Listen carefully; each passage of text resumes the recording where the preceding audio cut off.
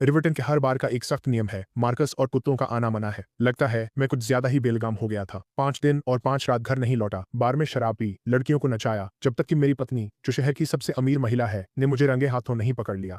वह मुझे घसीट कर घर ले आई और पूरे 10 दिनों तक मुझे सजा दी। अगले ही दिन रिवर्टन के हर बार में यह नया नियम लगा दिया गया। लीडिया की कड़ी नजर के नीचे मैं मजबूरी में अपने दोस्तों को फोन करके समझाता हूँ, अब मुझे पीने के लिए बाहर मत बुलाना।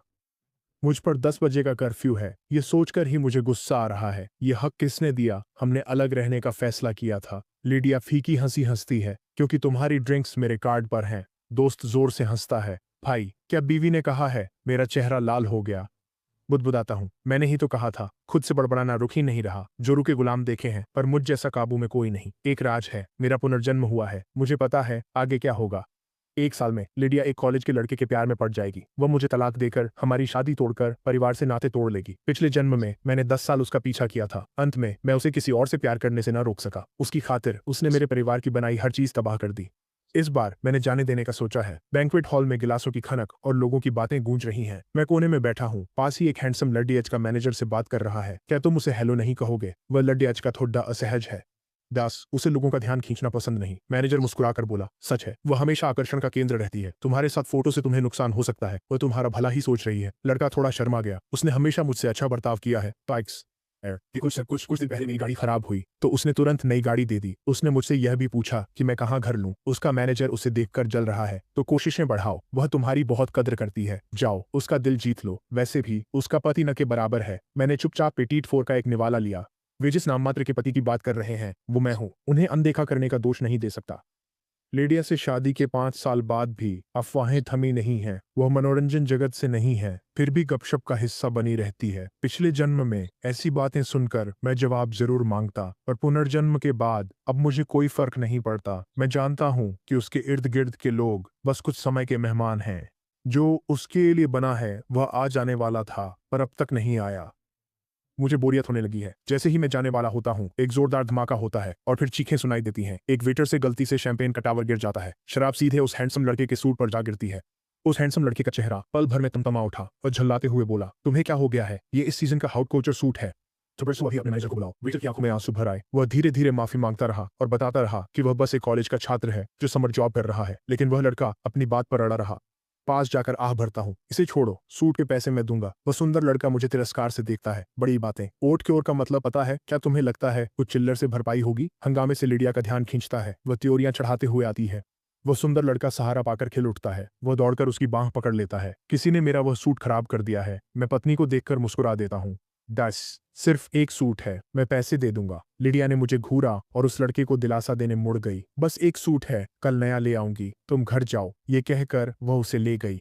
पास खड़ा वेटर मंत्रमुग्ध सा वहीं खड़ा रह गया। मुझे पता था लिडिया का पुरुषों पर जादू चलता है, पर इतनी कम उम्र का लड़का भी फिदा हो जाएगा, सोचा न था। मैंने उसे सहानुभूति से देखा और मुड़ गया। उसने पीछे से पुकारा, आज के लिए शुक्रिया, क्या मुझे आपका नंबर मिल सकता है? आई एम सेशन को मैं तुम्हें बाहर ले जाऊंगा। मैंने हाथ हिलाकर बात टाल दी। कोई बात नहीं, चिंता मत करो। मेरे जाते ही मैनेजर आया और उसे डांटने लगा, तुम इतने लापरवाह कैसे हो सकते हो? अचानक मेरे दिमाग की बत्ती जल गई। मैं झटके से मुड़ा और उस लड़के को देखा। ये वही है।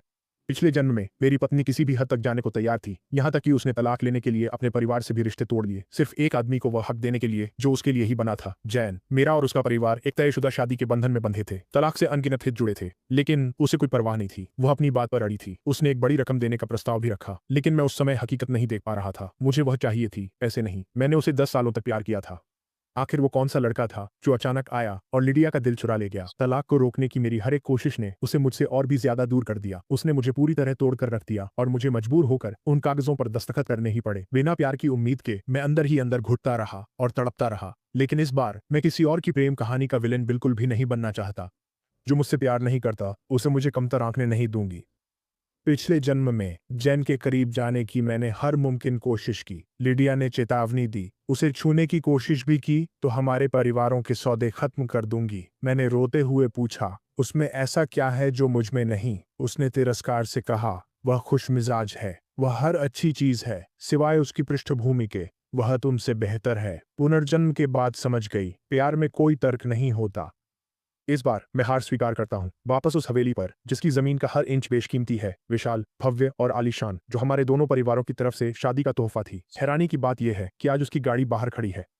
वह घर आ गई। लिडिया लिविंग रूम में बैठी है, पैर पर पैर चढ़ाए। वह मुझे देखती है, वही ठंडी नजर। मैं चप्पल बदलने झुकती हूँ, उस वेटर को याद करते हुए। उसके एप्रन पर एक स्माइली पिन थी, सिर्फ उसके पास। मेरे महंगे कपड़े डीढ़े भी सादे, नीरस और बेजान है। अचानक ये चप्पलें बर्दाश्त नहीं हो रही। मैं उन्हें की तरफ फेंक देती हूँ।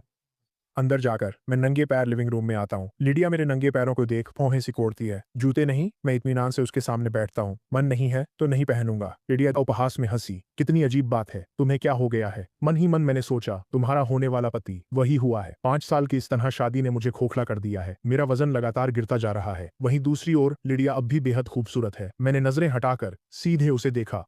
चलो तलाक ले लेते हैं। मेरे कहते ही वह तिरस्कार से हंसी। उसने फोन सोफे पर फेंका और मुझे घूरने लगी। आप मार्कस, आप कौन सा खेल खेल रहे हो? मैं सीधा बैठा और बेझिझक उसकी नजरों का सामना किया। मैं गंभीर हूँ। 5 साल, लिडिया, तुम मुझसे कभी प्यार नहीं करोगी। बेहतर है हम अलग हो जाएं। 1 महीने में ऑल्टन एक बिजनेस फोरम होस्ट करेगा। वहां उसकी मुलाकात जैन से होगी, जो वहां होस्ट होगा। उससे पहली नजर में प्यार होगा और उसे पाने के लिए वह किसी भी हद तक जाएगी। पिछले जन्म में मैंने बहुत कोशिश की, पर मुझे सिर्फ दर्द मिला। इस बार मैं खुद को दोबारा बेवकूफ नहीं बनने दूंगा। लिडिया और जैन के मिलने से पहले ही मैं पीछे हट जाऊंगा। मैं उनकी प्रेम कहानी की राह आसान कर दूंगा। शायद मेरी आंखें सब कुछ बयां कर देती हैं। लिडिया के चेहरे पर तुरंत सख्ती आ गई। उसका मिजाज कभी नरम नहीं रहा। नाराज करने वालों पर वह दया नहीं करती। मुस्कुराती है, पर आंखें बर्फ सी ठंडी हैं। मार्कस, क्या मैं अब तुम्हारा खिलौना हूँ? जब चाहा शादी की, जब चाहा तलाक। क्या तुम्हें लगता है मैं यहाँ खेल खेलने आई हूँ? 5 साल पहले परिवारों ने हमारी शादी तय की थी। लिडिया के व्यक्तित्व को देखते हुए वो कभी भी इस बात को चुपचाप मनाने वाली नहीं थी, लेकिन उस समय उसकी दड़ी बहुत बीमार थी और उस दबाव ने उसे ऐसा करने पर मजबूर कर दिया। लिडिया के लिए यह एक गहरी जिल्लत थी। खुशकिस्मती से उस समय उसका कोई ऐसा नहीं था जिसे वो दिल से चाहती हो। वह पारिवारिक व्यवसाय संभाल रही थी और उसे एक भरोसेमंद साथी चाहिए था। इसलिए उसने 5 साल तक मेरे साथ काम चलाया। मैं मन ही मन एक उदास, कड़वी मुस्कान के साथ मुस्कुराता हूँ। क्या तुम वाकई यह नाम मात्र की शादी जारी रखना चाहते हो? लिडिया तीखे व्यंग्य के साथ इन शब्दों का आनंद लेती है। क्या हुआ? क्या तुम अकेला और बेचैन महसूस कर रहे हो? मैं सावधानी से शब्द चुनता हूँ। नहीं, मैं बस। लिडिया खड़ी होकर मेरे पास आती है। वह झुककर सोफे पर हाथ टिका मुझे घेर लेती है। अगर तुम अकेले हो तो मेरे पास क्यों नहीं आए? इसके बजाय तुम तलाक की बात कर रहे हो। क्या वाकई सारा मामला इसी बारे में है? लिडिया से हमेशा एक हल्की सी महक आती है, तंबाकू और परफ्यूम की मिलीजुली महक। वह कभी मेरे करीब न थी। वह खुशबू बस उसके कोट से महसूस की थी। अब वह खुशबू मुझे घेरे है। उत्साहित होना चाहिए था, पर मुझे घुटन हो रही है। मैंने तय कर लिया। मैंने कहा, नहीं, मैंने अकेले रहने का समझौता बहुत पहले किया था। लिडिया सीधी खड़ाड़ी हुई। सच, उसे मुझ में दिलचस्पी न थी। वो बस मुझे असहज करने को था। वो मुझे नीचे देखती है। आवाज फिर ठंडी हो गई। पता है, आज हमारी 5वीं सालगिरह है। मुझे इसे मनाने में कोई दिलचस्पी नहीं। क्या इसे तलाक का बहाना बना रहे हो? रहने दो। मैं खरगदा होता हूँ और उसकी आंखों में देखता हूँ एक ऐसी सालगिरह जिसे हमने कभी नहीं मनाया। तो अब इंतजार करने का कोई मतलब नहीं है। जरा सोचो, तुम्हारे लिए मेरी उपयोगिता लगभग खत्म हो चुकी है। मुझे रखने से कहीं ज्यादा तुम्हें अपनी आजादी प्यारी है ना? यह कहकर मैं बिना मुड़े बेडरूम की ओर चला जाता हूँ। दरवाजा जोर से बंद होता है, फिर इंजन की गूंज सुनाई देती है। लिडिया जा चुकी है। इस बार मुझे अजीब सी शांति महसूस हो रही है। फोन बजता है। यह मेरा दोस्त जेसन है। मार्क्स, बाहर आओ, इंपीरियल क्लब चलते हैं। शादी के बाद से मैं कम ही बाहर निकलता हूँ। जेसन 10 बार बुलाता है तो 9 बार मना करता हूँ। इस बार मैं तुरंत मान गया। चलो। दूसरी तरफ सन्नाटा छा गया। आज तुम्हारी सालगिरह है। क्या तुम सच में बाहर आना चाहते हो? मैंने दृढ़ता से कहा। सालगिरह कोई अंतिम संस्कार नहीं, मैं आ रहा हूँ। अलमारी खंगालने में 10 मिनट लगे। मैंने काला स्लिम कट सूट चुना जो मुझ पर खूब जंच रहा था। ये मैंने लिडिया को दिखाने के लिए ही खरीदा था। उस महीने वह घर नहीं लौटी। मुझे बस एक ही बात अच्छी नहीं लग रही है कि मैं आजकल कितना दुबला हो गया हूँ। मैं तैयार होता हूँ, थोड़ा सा टचअप करता हूँ और सीधे क्लब के लिए निकल जाता हूँ। इंपीरियल क्लब ऑल्टन के सबसे मशहूर मनोरंजन स्थलों में से एक है। मैं तशुदा बार में जेसन और बाकी लोगों से मिलता हूँ। जेसन दोनों हाथों से मेरा हाथ थामकर खिलखिलाता है। देखो कौन आया है। आज तो दर्शन दुर्लभ थे। कुछ ड्रिंक्स के बाद मजाक मस्ती शुरू। मार्क्स, अगर तुम फिर हमें छोड़ दिया देते तो मुझे शक होता कि 5 साल पहले वाली वो शादी थी या जनाजा। जेसन मजाक में मेरा हाथ पकड़ डालता है, जैसे मेरी आंखें खोल रहा हो। घर पर कैंडल लाइट डिनर क्यों नहीं? मुझे अंदाजा लगाने दो। क्या लिडिया ने फिर तुम्हें तंग किया? मैं उसका हाथ झटक देता हूँ। बस करो, बाल खराब हो रहे हैं। ये मेरे सबसे करीबी दोस्त हैं। पिछली जिंदगी में जब लिडिया के जैन के जुनून ने मेरा परिवार तबाह किया, तब इन्होंने ही मेरी मदद की थी। मुश्किलों में बना वो रिश्ता मैं कभी नहीं भूली। इसलिए मैंने उन्हें तलाक की बात बता दी। वे कुछ पल खामोश रहते हैं, फिर तीनों तालियां बजाने लगते हैं। मार्कस के प्यार के जुनून से आजादी की खुशी में आज रात हम तब तक पिएंगे जब तक गिर न जाए। बच और डाउदर साइड शीशन डाउर चीयर्स। मैं भी चिल्लाया, मानो देख पा रहा था तलाक की आजादी, सामने नई जिंदगी। अतीत का दुख बहुत दूर लग रहा था। ड्रिंक्स के साथ सब बेबाक होते गए। जेसन ने कंधे पर हाथ मारा। मार्क्स, देख, कोई पसंद है क्या? शर्माओ मत, कर डालो। लिडिया रोज नई नई अफवाहें फैला रही है। हमें इस मोर्चे पर उसे जीतने नहीं देना है। शराब के नशे की धुंध में मेरी नजरें इधर उधर भटक रही थीं। पता है, बात तो सही है। मेरी नजर एक लंबी और छरहरी काया पर जाकर टिक गई। लिडिया कॉलेज के लड़के को पटा सकती है, तो मैं भी किसी लड़की को। गिलास उठा, लड़खड़ाते हुए उसके पास जाकर कंधे पर हाथ रखता हूँ। वह मुड़ती है, मासूम और शर्मीली। वह सिर हिलाकर कहती है, सॉरी, मेरा बॉयफ्रेंड है। मैं माफी मांग मुड़ता हूँ, पर कुछ कदम चलते ही ठोकर खा गिर जाता हूँ। गिलास गिरकर चकनाचूर हो गया। वह मुझे उठाने झुकी। लो, मैं मदद करती हूँ। मैं उसे देखता हूँ। मेरा चेहरा लाल है। धुंधली नजरों के आगे किसी मतिभ्रम सा उस लड़की का चेहरा लिडिया में बदल जाता है, जो मुझे ठंडी नजरों से घूर रही है। मैं उठने की कोशिश करता हूँ, पर मेरा हाथ टूटे कांच पर पड़ता है। खून बहने लगता है। आंखों के आगे अंधेरा छा गया। मैं बेहोश हो गया। मार्कस, क्या लगा? तुम्हारा परिवार मुझे रोक पाएगा? सपने में लिडिया का बेरहम चेहरा दिखता है, जिसमें कोई अपनापन नहीं। मैं टूटा हुआ, बिखरे लिविंग रूम के मलबे में पड़ी दीदा हूँ। तलाक की खबर फैलते ही मेरे माता पिता ने उसके परिवार के बुजुर्गों के साथ मिलकर हर तरफ से उस पर दबाव डाला, लेकिन लिडिया ने किसी की एक न सुनी। वह अकेले आगे बढ़ती रही। उसने मेरे परिवार को घुटनों पर लाने के लिए भारी कीमत भी चुकाई। उसके अपने परिवार के बुजुर्गों ने पहले तो उसकी निंदा की थी, फिर धीरे धीरे उन्होंने उसकी मदद की, और अंत में उन्होंने जेन को स्वीकार कर लिया। लिडिया के कड़े संरक्षण में उसने धीरे धीरे उसके माता पिता की मंजूरी हासिल कर ली। लिडिया, मैं तुमसे 10 सालों से प्यार करता हूँ। क्या तुम्हें मेरे लिए कुछ महसूस नहीं होता? मैंने चेहरा हाथों से ढक लिया। आंसू उंगलियों से बह रहे थे। मार्कस, मैंने तुम्हें सब खत्म करने का मौका दिया था, जो तुमने इसे ठुकरा दिया। लिडिया मुझे पत्थर सी ठंडी नजरों से देखती है। तभी उसके फोन पर एक खास रिंगटोन बजती है। जेन की चहकती आवाज गूंजती है, डार्लिंग, फोन उठाओ। डार्लिंग, तुम्हारी कॉल का इंतजार है। उस अंतरंग रिंगटोन को सुन, लिडिया को जाते देख मेरी दुनिया घूमने लगती है। सीने में एक तेज दर्द उठता है। झटके से हाँफते हुए जागा। जोर से हाँफ रहा हूँ। अपने कमरे में हूँ। बाहर सूरज चमक रहा है। पक्षी चहचहा रहे हैं। मैं घर कैसे पहुंचा? क्या वह लड़की मुझे लाई है? मैं पट्टी बंधे हाथ को देखता हूँ और उंगलियां धड़कती कनपट्टी पर दबाता हूँ। उसे ढूंढने ही वाला था कि बाहर से लिडिया की आवाज आई, तुम लोग मेरे बिना मजे करो। एमा, मुझे कोई दिलचस्पी नहीं। वह दूसरी मंजिल की रेलिंग पर सुस्त और आकर्षक अंदाज में खड़ी है। दरवाजे पर टिके मैं उसे आते देखता हूँ। उसे कहाँ छुपाया है? लिडिया की भौहें तन गईं। वो कॉलेज वाली लड़ी डीएच की। मैं उसे देखता हूँ। तुम्हारे सिवा किसी और का मुझे प्रभावित करना दुर्लभ है। वैसे भी 1 महीने में लिडिया किसी और मर्द के लिए पागल हो रही होगी, तो बेहतर है कि मैं इस दर्द को कम करने के लिए जल्दी ही कुछ ढूंढ लूं। मेरे इतना कहते ही लिडिया का चेहरा गुस्से से भर जाता है। वो मेरी कलाई पकड़ती है और मुझे खींचकर वॉक इन क्लोजेट में ले जाती है। कपड़े बदलो अभी। शाय, किसने कहा तुम ऐसे कपड़े पहन सकते हो? ऐसे? मैं अपने साधारण शरीर को देखता हूँ। ये कपड़े ही तो सब कर रहे हैं। ये मुझ पर लागू नहीं होता। और कब से एक ऐसी औरत को हक मिला कि मैं क्या पहनूं जो मुझसे प्यार ही नहीं करती? लिडिया, उस दिन तुम और वो लड़का, क्या सच में तुमने साथ कमरा लिया था? मैं हिलती नहीं, बस उसे शांति से देखती हूँ। इससे तुम्हें मतलब नहीं। हमेशा की तरह रूखा जवाब। मैं चढ़ना, मैं क्या करूं? इससे तुम्हें मतलब नहीं। तलाक नहीं तो हम अपनी अलग जिंदगी जिएंगे। मैं उसे घूरता हूं। इतने सालों बाद भी प्यार नहीं मिला। इस खालीपन के लिए कुछ रोमांच ढूंढना होगा। तो ऐसा होता है बेपरवाह होना। ये वाकई आजादी का एहसास है। अब उसके मिजाज को खुद पर हावी नहीं होने दूंगा। लगता है मैंने खुद को फिर पा लिया है। वह बाहर जो चाहे करे, पर उम्मीद करती है कि मैं घर पर चुप बैठा रहूं। लिडिया भी वैसी ही है। प्यार नहीं करती, पर पत्नी होने का रौब झाड़ती है। ठंडी हंसी। ऐसे शरीर के साथ तुम्हें कौन चाहेगा? मैं देखता हूँ। साधारण शर्ट, मामूली मांसपेशियां, कुछ खास नहीं। मैं उसका हाथ झटक कपड़े ठीक करता हूँ। मैं खाऊंगा, कसरत करूंगा और औरतों को रिझाऊंगा। मार्कस, क्या पागल हो गए हो? लिडिया भड़कती है। तुम्हें हो क्या गया है? मैं जिस मार्कस को जानती थी, वह स्थिर, संयमित और विचारशील हुआ करता था। इंट्रैक्शन तिहरिन के लापास्टी मस मशन की वह ऐसी बातें कैसे कह सकता है? पिताजी सुन लेते तो उन्हें दिल का दौरा पड्डी डी एच जाता। असली पागलपन से बचने के लिए मुझे थोड़ा पागल बनना होगा। जेन के बिना वह तलाक नहीं लेगी। अरेंज मैरिज खत्म करना आसान नहीं। वह बहुत चतुर है। नफा नुकसान तौलना उसकी आदत है। मैं उसे किसी और का होते नहीं देख सकता। तो मुझे तलाक दे दो, मैंने फिर से कहा। सपने देखते रहो Marcus.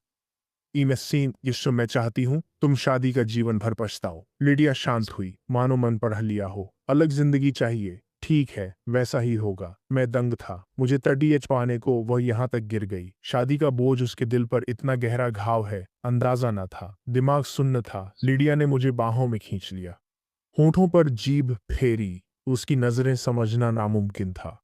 Lips, her gaze unreadable. क्या मैं उस शरीर पर काम करने में तुम्हारी मदद करूं? नहीं, मैंने उसे झटक दिया। जिन्हें अलग होना है, उन्हें छूना बंद करना होगा। लिडिया ने आंखें सिकोड़ी। उसकी नजरें कुछ तलाश रही थीं। उसने मेरी ठुड्डी पकड़ मुझे अपनी ओर देखा। क्या तुम मार्कस के जुड़वा हो? उसे स्टाइल वो 10 साल का प्यार इतनी जल्दी यूं ही नहीं बदलता। फीकी मुस्कान, जरा अंदाजा तो लगाओ मार्कस, शादी कोई ऐसा मजाक नहीं है जिसे तुम छोड़ दी सको। मॉन्ट आई एम हाइट शी वॉइस फुशिमेस्टो इंटरसेश। बहुत कुछ दांव पर है, तुम्हारे ड्रामे के लिए वक्त नहीं, अकेलेपन से डरकर बाहर जाना है। वह मेरे कान में फुसफुसाती है, तो संभल कर, किसी अनहोनी की जिम्मेदारी मेरी नहीं। मैं मरकर जी चुका हूँ, मुझे इन सब से ऊपर होना चाहिए था, पर अचानक मैंने उसके चेहरे पर तमाचा जड़ दिया। हथेली जल उठी, उसके गाल पर निशान उभर आए। उसने चेहरा घुमाया, थप्पड़ के बाद भी उसकी गर्दन और चेहरे की खूबसूरती वैसी ही प्रभावशाली थी। वह बेहद हसीन है, धीरे से मुड़ती है, आंखों में कातिल तेवर है, जैसे अभी गला घोंट देगी। हाथ कांप रहा है, डर से नहीं। उस थप्पड़ के झटके से मेरा घाव फिर से खुल गया, खून तेजी से बह रहा है। लिडिया मेरे हाथ को देख मुड़ जाती है, पीछे बस अपनी ठंडी दूर होती पीठ छोड़ जाती है। मैं पट्टी से रिश्ता खून देखता हूँ, सोचता हूँ ये ठीक है, उस अंदरूनी घाव से बेहतर जो मैंने पिछले जीवन में सीने में सहा था। उस थप्पड़ के बाद लिडिया फिर गायब हो जाती है। वह गपशप कॉलमों में दिखती है, मर्दों के बीच भटकती, क्लबों में, बोर्ड रूम में, पर घर कभी नहीं आती। मैं दिन गिन रहा हूँ, लिडिया के जैन से मिलने में बस 2 हफ्ते का समय बचा है। मैं रोजाना उस कॉफी शॉप पर जाने लगा हूँ। वहां बैठकर ब्लैक कॉफी पीते हुए मैं उसे घंटों काम में डूबा हुआ देखता रहता हूँ। उसकी हर छोटी बड़ी हरकत मुझे बेहद लुभाती है। काश मैं एक महिला होता तो शायद मुझे भी उससे बेइंतहा प्यार हो जाता। तभी सहकर्मी ने आकर कहा, जैन देखो तुम्हारी गर्लफ्रेंड तुमसे मिलने आई है। पर लिडिया के सामने तो उसकी यह गर्लफ्रेंड कहीं भी नहीं टिकती। लिडिया की अपार दौलत और रुतबा ही उन दोनों को अलग कर देगा। पिछले जन्म में भी जैन से मिलते ही उन दोनों का ब्रेकअप हो गया था। कैफे का दरवाजा झटके से खुला, एक लड़की अंदर आई। मैं दंग रह गया, वही कॉलेज वाली। जैन तुम? ओह आ गए तुम। जैन किसी बच्चे की तरह खेल उठता है उस लड़की को देख जो उसके लिए केक लाई है। मैं पास ही थी, सोचा तुमसे मिल लूं। तुम्हारे लिए केक लाई हूं। वेंडी की मुस्कान से उसकी आंखें छांसी हो जाती हैं। जैन और उसकी मुस्कान एक जैसी है, जिसे जोड़े की समानता कहते हैं, और लिडिया इसे बर्बाद करने वाली है। कितनी बर्बादी। जैन खुश भी है, चिंतित भी। तुम्हें इसकी जरूरत नहीं थी, पार्ट टाइम काम ही बहुत थका देने वाला होता है। मुझ पर खर्च करने की जरूरत नहीं, मैं मेहनत कर रहा हूँ ताकि तुम्हें ट्रीट दे सकूं। वेंडी कितनी सहजता से मीठा बोलती है। सोचता हूँ लिडिया ने मुझे कभी कुछ नहीं खिलाया, हालांकि मुझे मिठाइयाँ पसंद भी नहीं थीं। जैन शिफ्ट पर है, इसलिए वेंडी ज्यादा देर नहीं रुकी। कोने में सिर झुकाए बैठा हूँ। डर है कि वह मुझे उस नशेड़ी के रूप में न पहचान ले जो क्लब में उसके पास गया था। वेंडी के जाते ही बिल चुकाकर खिसक जाता हूँ। रे मुझे देखते ही सर कहता है। थक हार कर घर पहुँचता हूँ। मेरा पुनर्जन्म हुआ है, पर जाल और उलझ गया है। मैं कनपटी रगड़ता हूँ, दिमाग सुन्न है। 100 मीटर भी नहीं हुए थे कि मैंने कहा, गाड़ी मुझे चलाने दो। बहाना बनाया कि काफी समय से गाड़ी नहीं चलाई, मन कर रहा है। स्टीयरिंग कसकर पकड़ता हूँ, सामने सड़क देखता हूँ। चौराहे पर वेंडी लाइट पर है। सही मौका देख एक्सीलरेटर दबा देता हूँ। मैंने उसे मारा, वह गिर गई। मुझे माफ करना। मैं घबराहट में कार से बाहर कूदता हूँ और उसे उठाने के लिए दौड़ता हूँ। उसके पैर से बहुत खून बह रहा है। ये कोई मामूली चोट नहीं है। तुम हो? वेंडी मुझे पहचानते हुए दर्द से कराह उठती है। मैनेजर से उसे तुरंत अस्पताल ले जाने को कहा। वेंडी नाम की वह 21 साल की छात्रा है। अस्पताल की बेंच पर बैठकर मैं उसके सेव के नंबर को घूरने लगा। उदासी मुझ पर छा गई। आखिरकार मैं उतना महान नहीं जितना सोचा था। बदले का एक ही तरीका है, आग का जवाब आग। अगर जैन मेरी पत्नी ले सकता है तो मैं उसकी गर्लफ्रेंड क्यों नहीं? ये सच है कि जैन लिडिया के प्रभाव में बह गया था, लेकिन अंत में उसने इसे स्वीकार कर लिया। अगर उसने अंत तक उसे ठुकराया होता तो शायद मैं खुद पर काबू रख पाती। अपने पिछले जन्म में मुझे लिवर का अंतिम चरण का कैंसर था। मेरे आखिरी दिन अस्पताल के बिस्तर पर बीते थे। तब तक लिडिया और जैन एक दूसरे से अलग नहीं होते थे। मैंने उसे फिर कभी नहीं देखा, मरने से पहले एक बार भी नहीं। मैं वेंडी का सारा मेडिकल खर्च उठाता हूँ और उसकी कमाई के नुकसान व रिकवरी का भी पूरा हर्जाना देता हूँ। अस्पताल में रहने से उसका पार्ट टाइम काम तो पक्का रुका होगा। मैं बात करने में माहिर हूँ। आधे दिन के भीतर मैंने उसके बारे में वो सब जान लिया जो मुझे जानना था। एक साधारण परिवार, माता पिता दोनों जीवित हैं, छोटा सा कारोबार चलाते हैं और मिडिल स्कूल में एक छोटा भाई है। लिडिया उसका बॉयफ्रेंड छीन ले, इसमें हैरानी नहीं। फिक्र न करो, मैं आता रहूंगा। जाने से पहले मैंने चेहरे पर भाई जैसा भाव और सौम्य मुस्कान ओढ़ ली। सन कोई नहीं, मैं जवान हूँ, जल्दी ठीक हो जाऊंगी। वेंडी मुस्कुराकर दांत दिखाती है, मासूमियत से देखती है। मैं इतनी भी उम्रदराज नहीं हूँ, 27 साल की हूँ, 72 की नहीं। लेकिन 5 साल की दम घोंटू शादी और लंबे समय से भूख न लगने की समस्या ने मुझे अंदर और बाहर से बूढ़ा कर दिया है। घर जाते समय मैं एक फार्मेसी पर रुकती हूँ और ढेर सारे सप्लीमेंट्स ले लेती हूँ। रे किसी होम सर्विसेज एजेंसी से संपर्क करो, कुछ भरोसेमंद स्टाफ ढूंढो, कोई ऐसा जो अच्छा खाना बना सके। बेहतर होगा अगर उसके पास न्यूट्रिशनिस्ट का सर्टिफिकेट हो। मैं पिछली सीट पर सप्लीमेंट्स से घिरी बैठी हूँ और निर्देश देती हूँ। जी सर, रे जवाब देता है। लिडिया से शादी पर परिवारों ने स्टाफ रखने को कहा, मैंने मना कर दिया। घर में किसी का होना दखल लगता था। यह हमारी कल्पना के जीवन में खलल डालता और नतीजे सामने हैं। मुझे नया जीवन मिला है। सपने देखने का वक्त खत्म। घर पहुंचकर मैं आगे और इस सप्लीमेंट के थैलों के साथ पीछे आता है। दरवाजा खोलते ही लिडिया सीढ़ियों से उतरती है। वो अपनी कफ ठीक करती है, सहज पर शालीन। रे काम हो गया, मैं कहता हूँ। रे सप्लीमेंट मेज पर रख। लिडिया को झुककर अभिवादन कर निकल जाता है। 1 घंटे में कॉकटेल रिसेप्शन है। तुम्हारे माता पिता वहां होंगे। मैं तैयार हो जाओ और मेरे साथ चलो। लिडिया ने सप्लीमेंट्स की तरफ देखा तक नहीं। उसने हमेशा की तरह बेरुखी से आदेश दिया। वह मुझे तभी साथ रखती थी जब मैं काम की होती थी। पुनर्जन्म के बाद से मैं अपने माता पिता से मिलने नहीं गया हूँ। ऐसा नहीं है कि मैं कोई बुरा बेटा हूँ, लेकिन पिछले जन्म में जो कुछ भी हुआ उसके बाद मुझे उनका सामना करने में अब भी शर्म आती है। मुझे थोड़ा डर भी लग रहा है। ठीक है, मैं ऊपर जाता हूँ। पिछले 2 हफ्तों में मैं खाली नहीं बैठा था। मैंने पूरी तरह से नए कपड़े खरीदे हैं। अलग स्टाइल, अलग कट, पहले जैसा कुछ भी नहीं। मैं शानदार स्लिम कट सूट चुनता हूँ जिसके कॉलर पर बारीक काम है। मैं दुबला हूँ और लंबा भी, ये मायने रखता है। दुबला दिखने के बावजूद मैं बेहतर महसूस कर रहा हूँ। तैयार होकर मैंने एक शानदार घड़ी पहनी। रोशनी में ये सबका ध्यान खींचेगी। अब मैं खुद को रोकने के बजाय खुलकर सामने आ रहा हूँ। लिडिया नीचे फोन पर है। मेरे सीढ़ियों से उतरने की आहट उसे सुनाई देती है, पर वह मुझे देखती तक नहीं। परवाह नहीं मुझे। मैं कार के पास जाकर अकेले इंतजार करता हूँ। कुछ मिनटों बाद वह बाहर आती है। उसकी गाड़ी में बैठने से लेकर हमारे चलने तक उसने एक बार भी मेरी तरफ नहीं देखा। पूरे रास्ते हमने एक दूसरे से एक शब्द भी नहीं कहा। वह गाड़ी चला रही है। मैं फोन देख रहा हूँ। वेंडी का नंबर सेव कर मैं उसका हाल पूछ रहा हूँ। वेंडी, कैंटीन का खाना पसंद नहीं तो बाहर से मंगवा दूं? वह कहती है, नहीं, मैं ठीक हूँ। मैं तुम्हारे सप्लीमेंट्स लाना भूल गया। इंस, कल मिलने आऊंगा तो कुछ ले आऊंगा। वेंडी बोली, इतनी तकलीफ करने की जरूरत नहीं है। ये शिष्टाचार नहीं। मैंने ही तुम्हें अस्पताल पहुंचाया था। शर्माओ मत। इस श्योर जरूरत हो तो बताना। वेंडी और जैन एक ही बैकग्राउंड के हैं। लिडिया ने जैन के आगे अमीर लड़की का नाटक किया तो मैं वेंडी के लिए अमीर बन सकता हूँ। उस नजरिए से देखें तो यह बात बिल्कुल सही है। ऐसा लगता है जैसे दिल की धड़कनें थम सी गई हों। तभी लाल बत्ती पर कार आकर रुक गई। लिडिया ने तिरछी नजरों से मेरी तरफ देखा। बदलाव को भांपते हुए उसने कहा, सच कहूं तो यह सूट तुम पर बिल्कुल भी अच्छा नहीं लग रहा है। क्या तुम्हें वो फिल्मी सीन याद है जहां आदमी औरत को दंग कर देता है? सब कोरी कल्पना। मैंने फोन रखा और कॉलर ठीक की। सच, कोई मौजूदगी नहीं। उसका वह इशारा उसके चेहरे पर फिर तलखी लाने को काफी था। मार्कस, थोड़ा संभल कर नहीं रह सकते? क्यों? मैं उसे देखता हूँ। परसों से खुद को संभाल ही रहा हूँ। इससे क्या हासिल हुआ? जब आप एक बार मर चुके होते हैं तो चीजें इतनी भारी नहीं लगती। कैद रहने से बेहतर है खुलकर सांस लो। अपनी हकीकत मत भूलो। अब आवाज सख्त है। पति न मानकर भी वह उम्मीद करती है कि इसी शीर्षक से जियो। मैं खिड़की की ओर मुड़कर चुप रहता हूँ। कभी उसकी चंद बातें ही मेरा दिन बना देती थीं। मैं कुछ कहने को शब्द ढूंढता रहता था। बस बहुत हुआ। रिसेप्शन में हम थोड़ी देर जोड़े का नाटक करते हैं। कुछ बिजनेस पार्टनर्स से बात कर मैं शांत जगह अकेले बैठ जाता हूँ। किस्मत देखिए, मेरे बगल में विंसेंट आकर बैठता है। वही जो लिडिया के साथ होटल रूम को लेकर चर्चा में था। विंसेंट, यहाँ अकेले क्यों? एक आदमी पास आकर पूछता है। बस आराम कर रहा हूँ। टाइलर, यहाँ मेरे पास बैठो। विंसेंट की आवाज बहुत सुरीली है। लिडिया को सुरीली आवाज वाले मर्द पसंद हैं। जेन और उसके सभी प्रेमी ऐसे ही हैं। वे मेरे पास ऐसे बातें करने लगे जैसे मैं वहां हूं ही नहीं। टाइलर विंसेंट को चिढ़ाता रहता है। तुम्हारी लिडिया वहीं तो खड़ी है, जाकर हेलो क्यों नहीं कह देते? शुरू मत हो, वह मेरी बॉस है और शादीशुदा है। विंसेंट ने नाराजगी भरी नजरों से देखते हुए कहा। उसका पति? उसका तो कोई अता पता ही नहीं है। उसे देखे हुए जमाना हो गया है और सब जानते हैं कि आजकल वह तुम्हारे सबसे करीब है। मैंने सुना है कि वह तुम्हारे लिए एक नया घर खरीद रही है। टाइलर ईर्ष्या से। वो मुझ पर कुछ ज्यादा ही मेहरबान हो रही है। विंसेंट गर्व से। पता नहीं इसकी क्या वजह है। शायद मेरी किस्मत ही बहुत अच्छी है। लिडिया तो हर किसी के लिए बहुत उदार है, बस अपने पति को छोड़कर। जिनसे भी उसका नाम जुड़ा, ब्रेकअप के बाद सब उसकी तारीफ ही करते हैं। तभी मेरे माता पिता आ गए। मुझे अकेले देख वे पूछते हैं, मार्कस, लिडिया कहाँ है? साथ क्यों नहीं? लिडिया का नाम सुनते ही विंसेंट और टायलर मुझे घूरते हैं। उनके चेहरे देखने लायक होंगे। मैं खड़ा होकर माँ का हाथ थामता हूँ और मुस्कुराता हूँ। उसके साथ क्या मजा, वहां तो बस बिजनेस की बातें होती हैं। जब मैं आप दोनों के साथ समय बिताना ज्यादा पसंद करूंगा। मेरी माँ मुझे हैरानी से देखती है। सालों हो गए हैं जब मैंने उनके साथ इतनी खुलकर प्यार जताया हो। तुम दोनों बातें कर लो। मैं जाकर ओल्ड चिन और बाकी लोगों को ढूंढता हूँ। मेरे पिता हमेशा की तरह सीधे साधे कुछ भी नहीं समझ पाए। वे खुशी खुशी अपने दोस्तों को ढूंढने निकल पड़े। विंसेंट ने आखिरकार मुझे पहचान लिया। उसका चेहरा गुस्से से लाल और फिर पीला पड़ गया। उसकी आंखों में नफरत साफ झलक रही थी। मैं अपनी माँ के साथ बैठ गया और बातें करने लगा।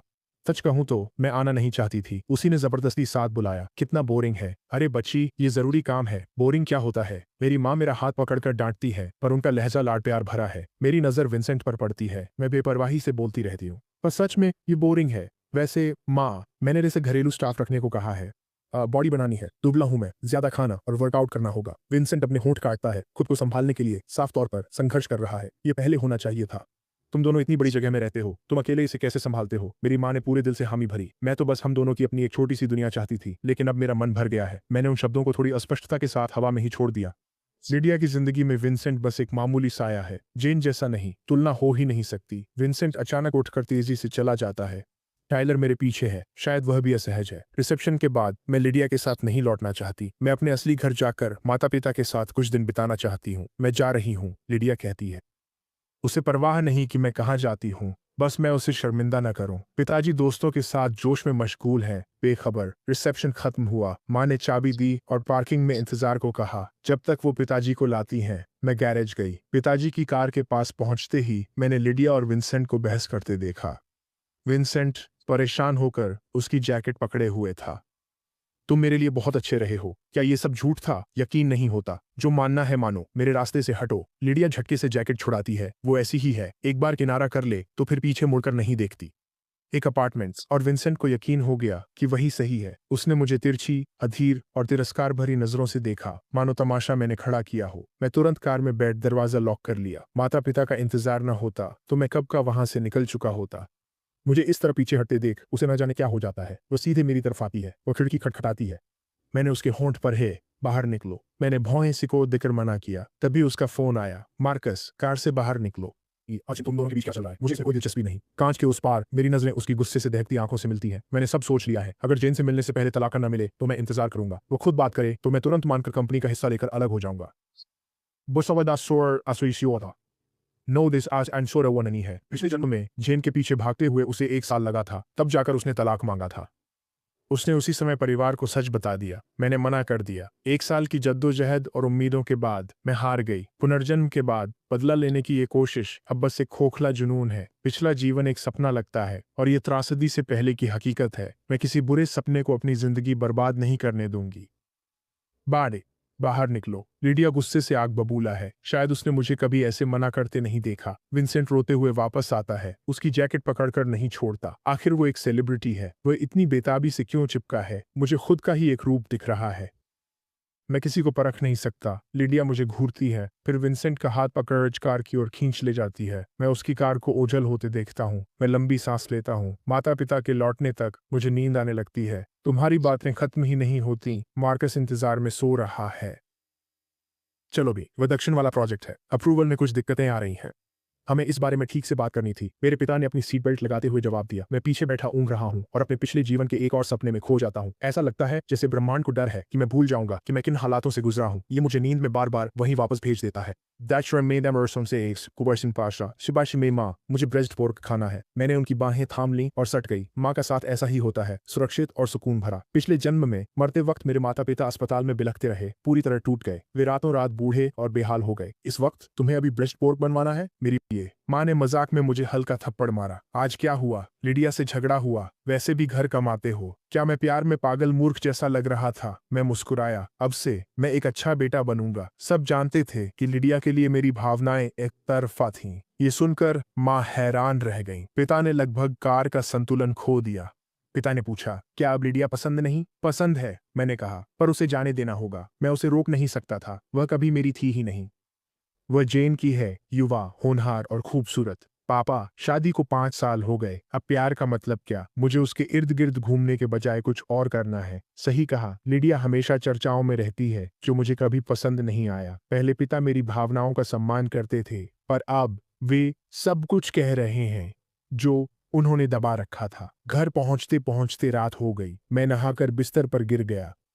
मुझे नहीं पता कि मैं कितनी देर सोया। माँ ने दरवाजा खटखटाया। मैंने आधी नींद में जवाब दिया, क्या है? क्या तुमने नहीं कहा था कि तुम्हें ब्रेस्ट पोर्क चाहिए? मैंने कुछ बनाया है, वापस सोने जाने से पहले थोड़ा खा लो। ये कहते हुए वह मेरी तरफ देखती है। मैं झटके से जागता हूँ, उठकर बैठता हूँ और कुछ पल शून्य में ताकता हूँ। फिर आंखें गर्म होती हैं और रोकने से पहले ही आंसू बह निकलते हैं। पुनर्जन्म के बाद से मैं कभी नहीं रोया। पुराने बुरे सपने मुझे झकझोर कर जगा देते थे। मैं इस दर्द के प्रति बहुत पहले ही सुन्न हो चुका था। अब मुझ पर किसी का असर नहीं होता। पर माँ ने आधी रात को ब्रेस्ट पोर्क बनाया और मैं खुद को रोक नहीं पाया। अरे क्या हुआ बच्चे? लिडिया ने जरूर कुछ गलत किया होगा। मैं कल उनसे जवाब मांगने जाऊंगी। मैं झटके से उठकर माँ को गले लगा लेती हूँ। लिडिया बेकसूर है, मैं बस परेशान हूँ। आप बहुत अच्छी हैं। मैं उन्हें कसकर पकड़ लेती हूँ। मेरी आवाज भर आती है। उसने वास्तव में मेरा कोई बुरा नहीं किया है। मैंने जो कुछ भी सहा वह मेरी अपनी ही गलती थी। वह एक ईमानदार खलनायक है। मैं तो बस एक मूर्ख प्रशंसक था। मेरी माँ धीरे से मेरी पीठ थपथपाती है और एक लंबी गहरी आह भरती है। मैं उनका इकलौता बेटा हूँ। वह मुझे किसी और से बेहतर जानती है। मैं आसानी से रोने वालों में से नहीं हूँ। जब तक कोई असली दुख न हो, आंसू नहीं आते। तो क्या तुम अभी भी ब्रेस्ट पोर्क खाओगे? वह पूछती है। इन परेशान मेरा बहुत मन कर रहा था। मैंने अपनी आंखें पोंछी और बिस्तर से बाहर निकली। अभी भी थोड़ी नाक बह रही थी। मैंने उसका हाथ पकड़ा और हम साथ में नीचे गए। मेरे पिताजी पहले ही सो चुके हैं। डाइनिंग टेबल पर हम दोनों ही थे। भुना हुआ पोर्क बहुत खुशबूदार और लजीज है। मैं झटपट कई टुकड़े खाता हूँ। सालों से कुछ नहीं खाया। पेट फूल कर दुखता है, जी मिचलाता है, माँ पीठ थपथपाती है, इतनी जल्दी क्यों खा रहे हो? पेट भरा होने के कारण तुम पूरी रात जागते रहोगे। मुझे बहुत भूख लगी थी, मैं झेंप कर हंस दिया। पिछली बार मैंने इतना खाना अपनी ग्रेजुएशन डिनर पर खाया था। जेसन और बाकी दोस्तों के साथ मैंने खूब जश्न मनाया था। फिर मेरी शादी लिडिया से हो गई और दुबला रहने के लिए मैंने खाना बहुत कम कर दिया। मैं भूख हो तो भी धीरे खाओ, 80% पेट भरते ही रुक जाओ, माँ प्यार से कहती हैं। मैं उसकी बाह के सहारे झुककर मुंह फुला लेती हूँ। माँ, आज रात जागना, मुझे काम और जिंदगी के सबक सिखाना। वह तुरंत मान जाती है। अगली सुबह मैं बरसों बाद हल्का महसूस करते हुए जागती हूँ, पेट भरा हुआ, भरपूर नींद। नाश्ता कर मैं अस्पताल के लिए निकल पड़ती हूँ। वेंडी फोन में स्क्रॉल कर रही थी। हाथ टूटा नहीं था, पर सॉफ्ट टिश्यू बुरी तरह डैमेज थे। टांके, मोटी पट्टी और हिलने में तकलीफ थी। उसने ऊपर देखा और मुझे देख चौंक गई। तुम आ गए। मेरे लिए परेशान होने या बार बार आने की जरूरत नहीं है। मैं मुस्कुरा कर कहता हूँ, बिल्कुल करनी है। मैं रे की ओर मुड़ता हूँ। इन्हें अंदर ले आओ। रे सप्लीमेंट्स लाता है और बिस्तर के पास रख देता है। खाने देख वेंडी शर्मा गई। मामूली चोट है, इतनी मेहनत क्यों की? चोट तो चोट है। मैंने पास कुर्सी खींची। उसने पूछा, नाम क्या है? मैंने कहा, मार्कस कहो। ये नाम नया है। मैं उससे 6 साल बड़ा हूँ। वेंडी ने सिर हिलाया। ठीक है। अस्पताल में बातें करने लगा। कॉलेज लड़कियों का नजरिया सरल होता है। वेंडी एजुकेशन 3rd ईयर में है, छुट्टियों पर। अपनी पढ़ाई का खर्च खुद उठाती एक मेहनती लड़की अपने खुशमिजाज बॉयफ्रेंड और ग्रेजुएशन के बाद नौकरी पाकर शादी करने का सपना बताती है। तभी मेरे मुंह से एक बदतमीज हंसी निकल गई। मैं संभल जाता हूँ। वेंडी हिचकिचाती है। किस बात पर हंस रहे हो? मैं नाक सहलाते हुए कहता हूँ, कुछ नहीं। तुम्हें देख कॉलेज के दिन याद आ गए, जब मेरे भी ऐसे ही सुनहरे सपने थे। वेंडी उत्सुकता से देखती है। तुमने किस यूनिवर्सिटी से पढ़ाई की है? मैं उसे गौर से देखता हूँ। Alton university. वैसे सोचूं तो लिडिया और मैं दोनों ही उसी स्कूल में जेन और वेंडी के सीनियर हैं। वेंडी का चेहरा खिल उठता है। तुम मेरे सीनियर हो। मैं मुस्कुराते हुए हामी भर देता हूँ। क्या इत्तेफाक है। ऑल्टन देश की टॉप 3 यूनिवर्सिटी में से एक है। यहाँ दाखिला पाने वाले बेहद तेज होते हैं। यहाँ के ग्रेजुएट्स का भविष्य उज्जवल होता है। अमीर न भी बने तो भी आराम से जीते हैं। अगर जेन कभी लिडिया से नहीं मिला तो वेंडी का सपना सच होने की पूरी संभावना है। इसलिए हम ऑल्टन यूनिवर्सिटी के बारे में आराम से बातें करने लगे। हम हंस ही रहे थे कि तभी दरवाजा खुला और एक बुलंद आवाज आई, वेंडी, मैं आ गया हूँ। मैं मुड़ता हूँ। जेन के छोटे, सलीके से कटे बाल और उसकी परिपक्वता उस पर खूब झंझती है। उसके लुक्स से जलन नहीं, पर उसकी 20 साल वाली ऊर्जा चुभती है। जब मैं 20 का था तब 3 साल से लिडिया के प्यार में डूबा था। जवानी के बेहतरीन साल एक तरफा प्यार में बर्बाद हो गए, जिसने मुझे तोड़ दिया। जीन को लिडिया का प्यार आसानी से मिल गया, जबकि मैं डायरी में अपना दर्द लिखता रहा। सिर्फ वेंडी के चेहरे पर खुशी और पछतावा। जेन, मैं बताना चाहती थी, पर तुम्हें परेशान नहीं करना था। जेन फल लेकर आता है। नादान मत बनो, तुम्हें बताना चाहिए था। मैं कुर्सी जेन को देता हूँ। मुझे कुछ महसूस नहीं हो रहा। आखिरकार मैं जल्द ही उसे अपनी पत्नी सौंपने वाला हूँ। कुर्सी तो मामूली चीज है। जेन मुझे हैरानी से देखता है। सीनियर, क्या ये आप हैं? आप यहाँ क्या कर रहे हैं? मैं झेपते हुए हंसता हूँ। माफ करना, टक्कर मुझसे ही लगी थी। हाल जानने आया हूँ। जेन मुझे और वेंडी को देख नाराज होने के बजाय हंस पड़ा। क्या इत्तेफाक है वेंडी? ये सीनियर उसी जिम में आती है जहाँ मैं